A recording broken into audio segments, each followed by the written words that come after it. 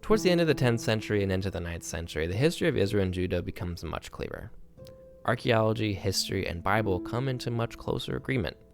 It is generally recognized that from the splitting of the kingdom forward, the Bible is a generally accurate record of secular history which can synchronize well with the histories of Israel's neighbors in the archaeological record. There are things archaeologists debate, but there is general agreement on things like the order of the kings and the years and general activities of their reigns.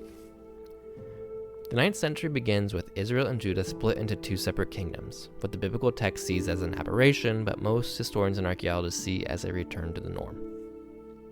According to the Bible, the northern king Jeroboam builds Shechem and Penuel as his base of power. This polity is not easily recognized archaeologically and is perhaps what Shoshank targeted during his raids into the region. It is worth noting that while the biblical text provides a very linear list of kings who neatly succeed each one after another, there are some clues that it wasn't always so linear and that some reigns overlap and some accounts may be presented in a linear sequential way that may in fact have been contemporary. Rehoboam and Jeroboam both die in the last decades of the 10th century and are succeeded by their sons, Abijah in Judah and Nadab in Israel. Both of these rulers have short reigns. Abijah is succeeded by his son Asa after only 3 years as king. Nadab was assassinated by one Baasha from the tribe of Issachar, who kills Nadab while Israel was besieging the town of Gibbethon. Asa and Baasha both have extended reigns, which are marked by hostilities towards one another. Baasha establishes his capital at Tirzah, the site of Tel Afara. From Tirzah, Baasha focused his attention on the kingdom of Judah. In the book of Kings, it says there was constant war between Israel and Judah since the days of Rehoboam. This is likely referring to border skirmishes, largely in the territory of Benjamin, as the border between the two kingdoms was negotiated. This seems to have intensified under Baasha, though. He took command of Israel while they were besieging Gibbethon, a border town with the Philistines. And this likely implies Gezer was in control of Judah and Israel was seeking to expand their borders, likely with the eye of taking Gezer, a much larger settlement nearby. This would have limited Judah's access to the lucrative trade routes along the coastal plain. Baasha further sought to restrict Judah by fortifying Ramah in Benjamin. However, Asa appealed to the Aramean king of Damascus by looting the temple in Jerusalem and sending it as a bribe, asking the Arameans to attack Israel's northern border. The Arameans accept the deal. In the biblical account, it says the Arameans seize sites like Avel Bet Makkah, Dan, and the land of Naphtali. Some scholars doubt the historicity of this list, but in general it is accepted the Arameans pushed back the northern frontier of Israel at the behest of Judah.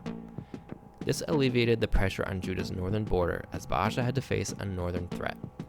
Asa responded by dismantling the fortifications at Ramah and in turn fortifying Geba and Mizpah, the remains of which can be found at Tel and Masbah.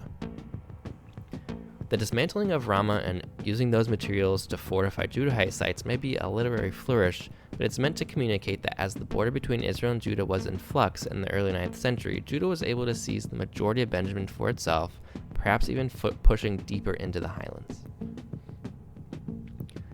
Baasha was succeeded by his son Elah, who ruled only 2 years. He was assassinated in Tirzah by Zimri, who seized the throne. Meanwhile, back down at Gibbethon, the Israelite army was still besieging the city when news arrived of the coup. The military commander Omri was proclaimed king, and he lifted the siege and moved to besiege Tirzah. Once it became clear that the city would fall, Zimri burned the palace down around himself, ruling for only 7 days. Israel was then split between those that supported Omri for king and those that supported a man named Tibni. There was civil war for several years, which resulted in Tibni being killed and Omri being declared king. He ruled initially from Tirzah, but he purchased land in the central hill country and built a new capital called Samaria, the city which would remain the capital of Israel until the kingdom was destroyed. Omri seemed to shift his policies away from aggression towards Judah, leaving the southern border as he inherited it, and focusing on establishing peaceful relations on his south so he could face the rising tide of the Arameans in Damascus and states to the east. Omri was succeeded by his son Ahab, establishing the Omride dynasty. Ahab largely continued many of his father's policies of diplomacy and peace over outright aggression. Ahab married a Phoenician princess, Jezebel, who was the daughter of a usurper but capable king in Tyre who maintained control over much of the Phoenician coast. This brought Israel into a larger economic world and with it general prosperity, at least for the elites. A few years into Ahab's reign, Asa of Judah died and was succeeded by his son Jehoshaphat. Ahab's daughter married Jehoshaphat's son, which formally allied the two kingdoms, including Judah's vassal polity in Edom. While Ahab had peace with Phoenicia and Judah, he frequently was at war in Transjordan and with the Arameans. He subjugated Moab and built fortresses to subdue it. He faced Ben-Hadad of Damascus, likely in 856. The Arameans came against Samaria, but Ahab's soldiers defeated the Aramean coalition and forced the Arameans to retreat. Ahab again defeated them in Transjordan and forced a treaty with the Arameans, including the return of the cities that were taken from Baasha. This alliance with Aram Damascus lasted several years, as in 853 a coalition of kings, led by Aram Damascus, fought against the Assyrian king Shalmaneser III. The Assyrian king crossed the Euphrates with his army and marched south, heading toward Hamath. But he was faced at Karkar by an opposing coalition led by Adad-Idri or Hadadezer of Damascus, likely the same king who besieged Samaria. Also in the coalition was the king of Hamath and, quote, Ahab the Israelite, who according to the Kurkh Monolith, which is an Assyrian artifact, supplied 10,000 infantry and 2,000 chariots, the largest chariot force in the coalition. Shalmaneser claimed victory, but he had to repeat the invasion in 849, 848, and 845, suggesting this Aramean and Israelite coalition successfully held the Assyrian Empire at bay for several years. While there was a general peace between the Arameans and Ahab in the final days of his reign, the border between the two kingdoms wasn't fully established. So Ahab and Jehoshaphat attacked Ramoth Gilead and the region of Gilead to retake it from Damascus. In the battle, Ahab was hit by an arrow and killed, but Jehoshaphat survived and fled back to Jerusalem, but had to fend off an attack from Transjordanian enemies along the way. Ahab's son Ahaziah succeeded him, and it seems at this time Jehoshaphat's son Jehoram was elevated to a co-regency with his father. According to the Book of Kings, Moab rebelled against Israel at this time, but Ahaziah ruled only 2 years. He fell from a roof, never recovered. He was succeeded by his son Joram. Shortly after Joram took the throne, there was another major rebellion in Moab. This was recorded both in the biblical text and the Mesha Stele or Moabite Stone. This large basalt stone records the Moabite version of events when Mesha, the king of Moab, rebelled against Israel and took Israelite fortresses north of the Arnon and then turned south. Mesha is widely regarded as the first real king of Moab and the beginning of a real Moabite state. Joram and Jehoshaphat responded quickly and attacked from the south. While they were recorded as being successful, Moab retained its independence from the mid-9th century until the 6th century. Jehoshaphat died and was succeeded by his son Jehoram. Jehoram's reign was marked by rebellion, which the Bible attributes to him following in the ways of Ahab, as he was married to Ahab's daughter. Kings recounts revolts in Edom and Libnah. It seems at this point Edom gained its independence from Judah, though Libnah was brought back into Judahite control. While fighting in Edom, Judah was attacked and Jehoram's sons were carried off by the Philistines, leaving only his youngest, Ahaziah. Jehoram died, possibly from colon cancer, and was succeeded by his youngest son. Ahaziah had a short reign, only about a year. He went with his uncle, Joram of Israel, to fight against the Arameans at Ramoth Gilead. This was an opportunistic war meant to expand Israel's borders against the Arameans. In Damascus, around 844 or 843, a man named Hazael usurped the throne from Ben-Hadad, the ally of Ahab at Karkar. While Hazael was solidifying his rule, Israel and Judah attacked. But as with Ahab before him, this attack went poorly. Joram was wounded and went to Jezreel to heal. Ahaziah also fled and eventually met up with his uncle at Jezreel. Just as the Aramean throne in Damascus underwent a coup, now just a few years later, so too did Israel. Jehu, a military commander, marched on Jezreel with a small contingent of soldiers, and when Jehoram and Ahaziah marched down to meet them, Jehu had them killed. Jehu killed all the Amorites he could find. And Judah, the wife of Jehoram and mother of Ahaziah, a woman named Athaliah, seized the throne and killed any who might claim the throne. However, according to Kings, one princeling named Joash was hidden away for a period of time. He was later proclaimed king by the priests who had hidden him away, and Athaliah was deposed and killed. Back in Israel, Jehu's reign was marked by invasions and difficulties. With the coups in Israel and Aram Damascus, the Levantine coalition which held Assyrian aggression in check fell apart. Shalmaneser returned and fought in Syria. In 841, he received tribute from Jehu, which we see in the Black Obelisk of Shalmaneser. It records Jehu from the house of Omri giving silver in tribute. According to the Bible, Jehu was not an Omrite, and in fact exterminated the Omrites in Israel. But the Assyrians refer to the kingdom of Israel as the house of Omri, so this is likely what we're seeing on this artifact.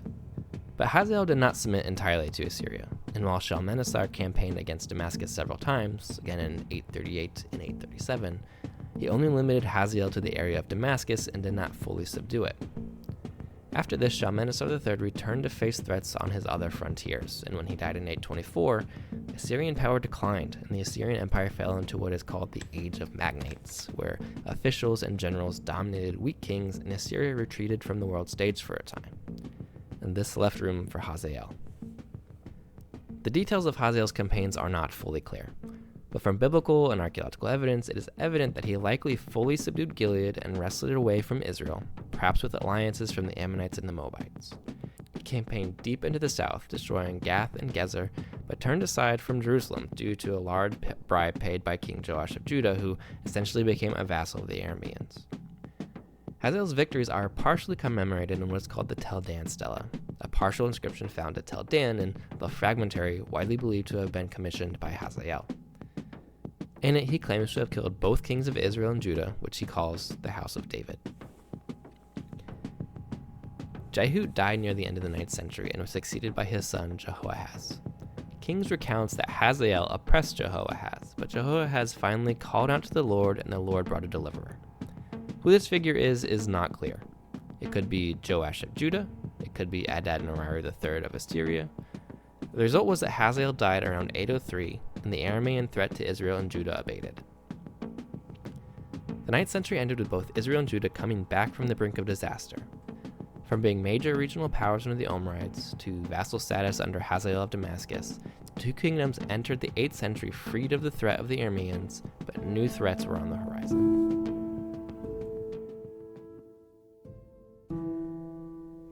Both Jehoahaz and Joash died early in the 8th century.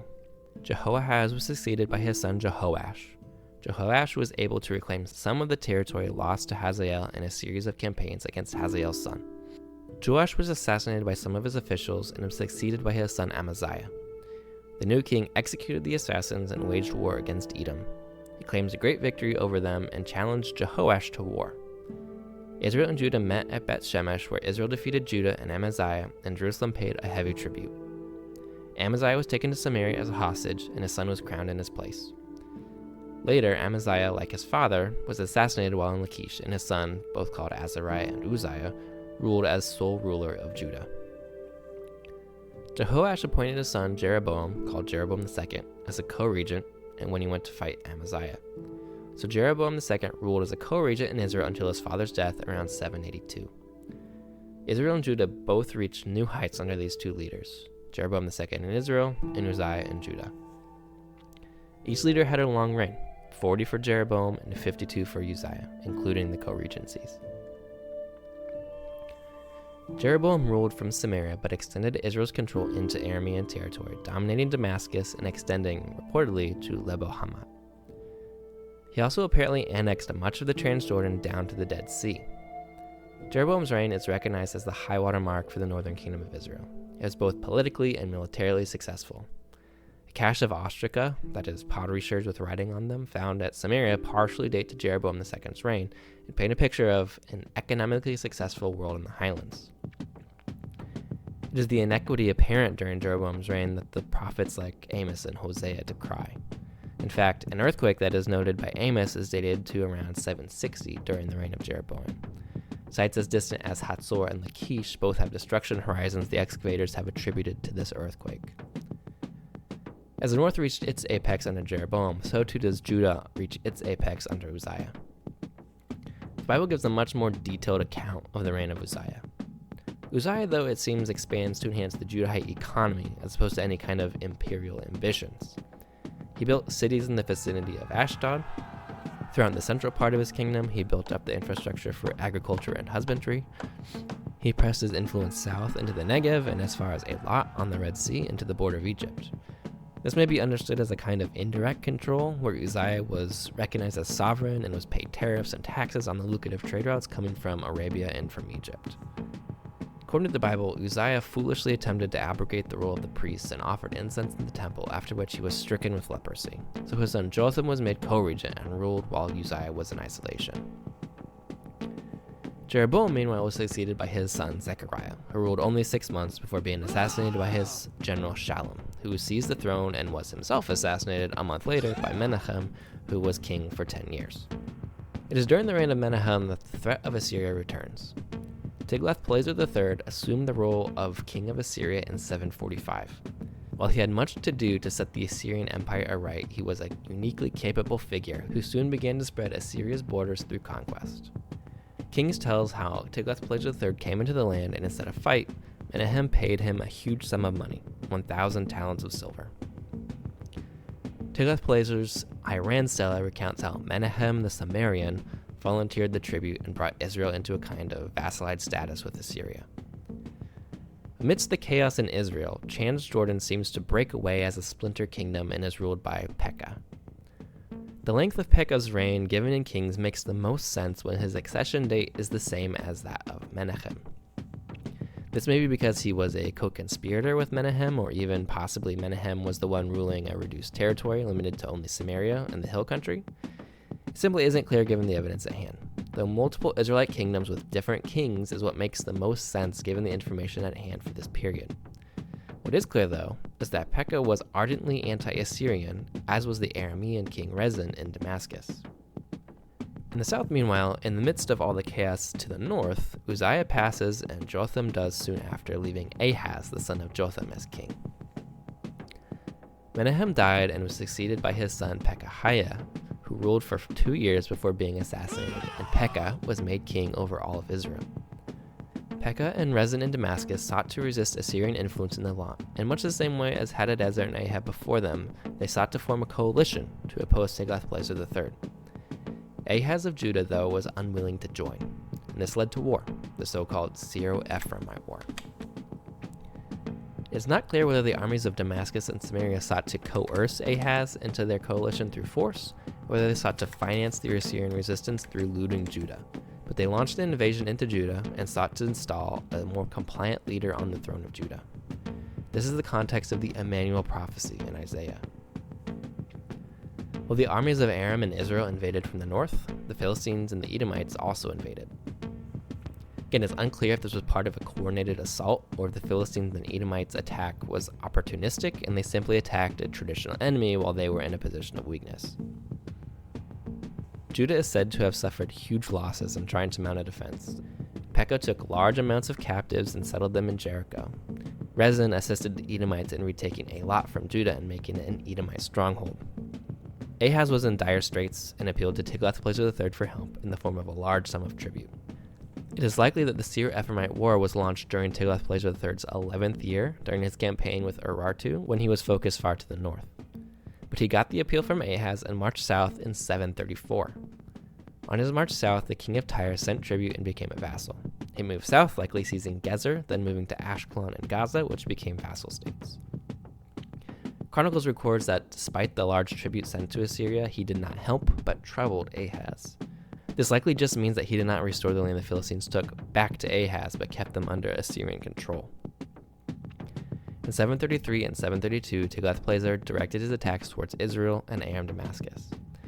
We see the beginning of his campaign's itinerary in 2 Kings 15, which mentions Iyon, Abel-ben-Maacah, Yanoah, Kedesh, Hatzor, Gilead, and Galilee. It says he took the inhabitants to the land of Assyria. In Chronicles it states they went to Hala, Habor, Hara, and the river of Gozan. In a subsequent campaign, Tiglath-Pileser subdued Damascus. The conquered land is turned into the Assyrian provinces of Damascus, Karnaim, Haran, Gilead, Megiddo, and Dor. The Syro-Ephraimite War was a disaster for both Israel and Judah. As a vassal, Ahaz felt compelled to introduce foreign cultic practices into the Jerusalem temple and submit to vassal status to Assyria. Israel was reduced dramatically in size with much of its population exiled. Pekah was assassinated by Hoshea.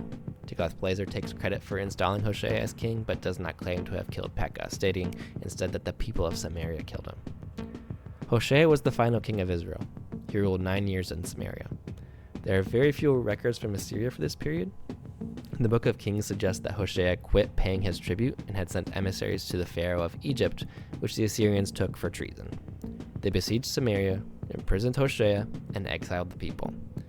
This was apparently the only notable event of Shalmaneser V's reign, as it was the only thing mentioned for him in the Babylonian Chronicle. It remains unclear if Shalmaneser V was actually present for this, or if a general or representative did it. And his successor, Sargon II, apparently had to put down a coalition of Aramean polities early in his reign, and Samaria was implicated in it, so Samaria did not go quietly into the night. Sargon records taking Samaria and installing a governor in the city and repopulating it with refugees from elsewhere in the empire. But Judah survived.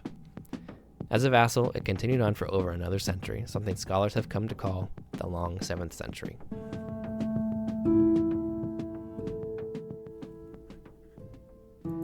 In the aftermath of the destruction of the kingdom of Israel, refugees moved south into Judah.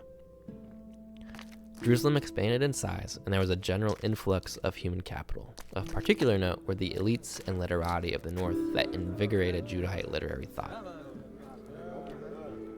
Ahaz was succeeded by his son Hezekiah. Hezekiah ruled 29 years in Jerusalem. He's known as a great reformer who even sent letters into the Assyrian provinces to his north, inviting the residents to celebrate Passover at the temple. Being a loyal vassal of Sargon allowed him to profit off controlling the trade routes. He used it to build up Jerusalem.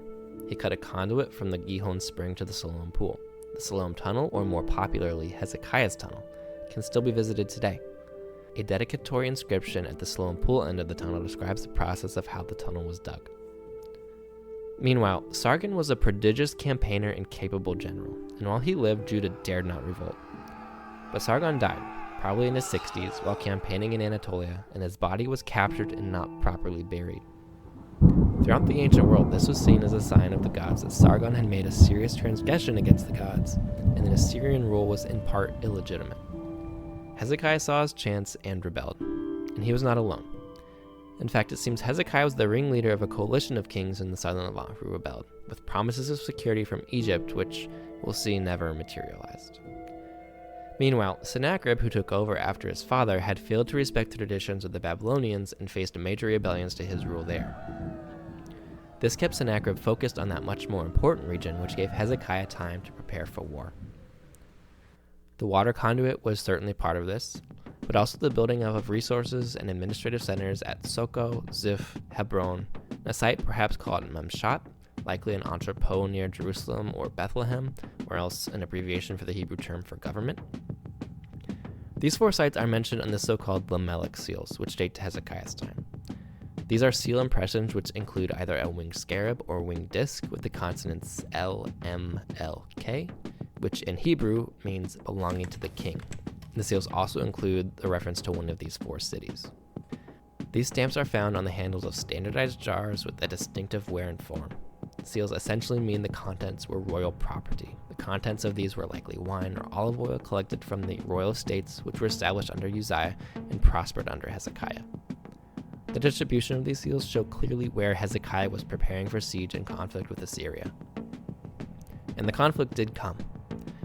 In 701 BC, Sennacherib campaigned into the Levant much sooner than he was expected to. He marched into Phoenicia, and one by one the cities on the coast surrendered. The rapid fall led Hezekiah's neighbors to likewise go and submit to Sennacherib, dissolving his coalition. When Sennacherib turned his attention to Judah, he claimed he took 46 fortified cities of Hezekiah. This certainly seems plausible.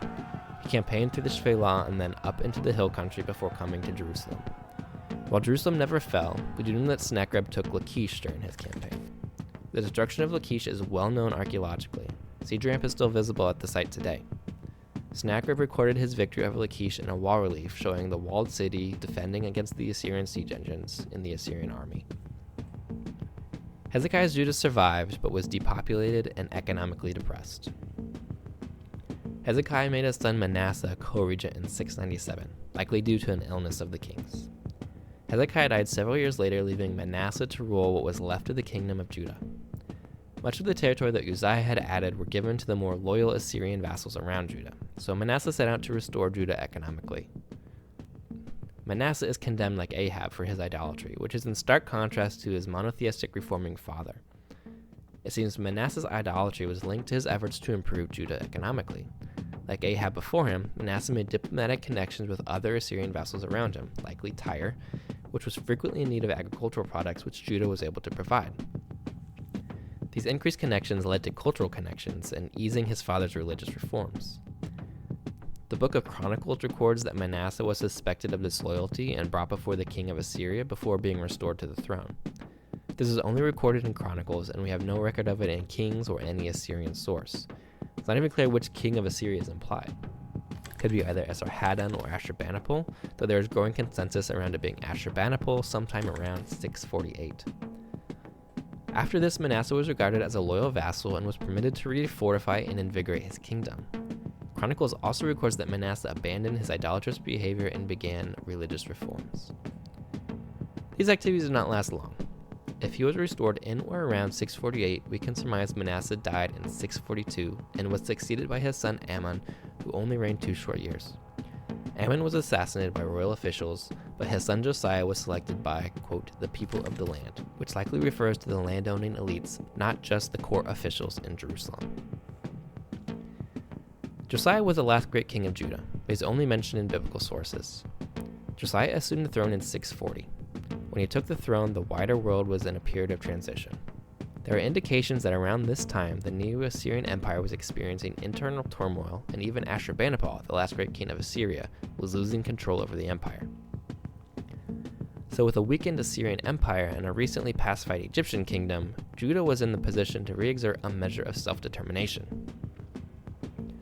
Josiah is commended in the biblical text for his religious reforms, which are variously described as a general process of reform and as a single great zealous impulse ridding the land of idolatry. It's not clear how far Josiah expanded the territory of Judah, but he certainly expanded it beyond what his father and grandfather had. This is again due to the dissolution of the Assyrian Empire as the final kings of Assyria focused on the rising Neo-Babylonian kings. This represented a new balance of power in the world. By the 620s, the new kingdom in Babylon was beginning to expand at the expense of Assyria. Over the next decade, they had seized not only Babylon, but with the help of allies in Media, had conquered Ashur in 614, Nineveh in 612, and Haran in 610. The pharaohs in Egypt supported the Assyrian kings, perhaps rationalizing a weak Assyria was better for their interest in a strong Babylon.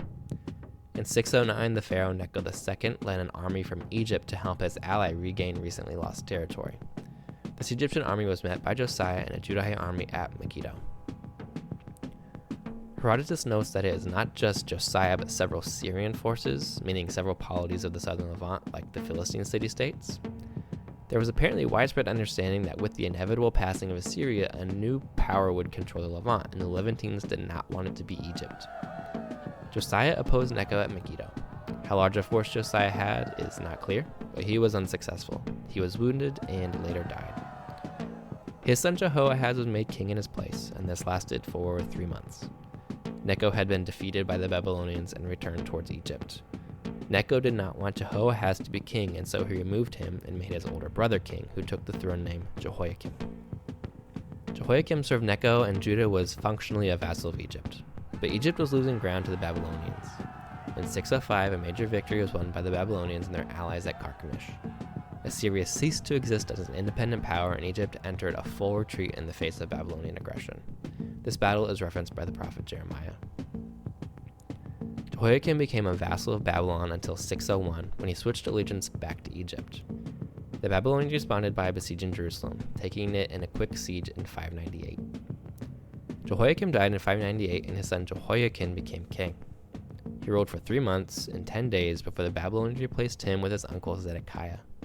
Jehoiakim, his family, his mother, and many of the elites in Jerusalem were carried off to Babylon in exile.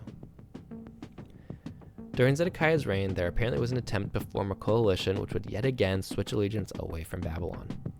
The prophet Jeremiah warned against antagonizing Babylon, but Zedekiah failed to listen, and in 589, the anti-Babylonian group in Jerusalem convinced the king to break his oath to the king of Babylon.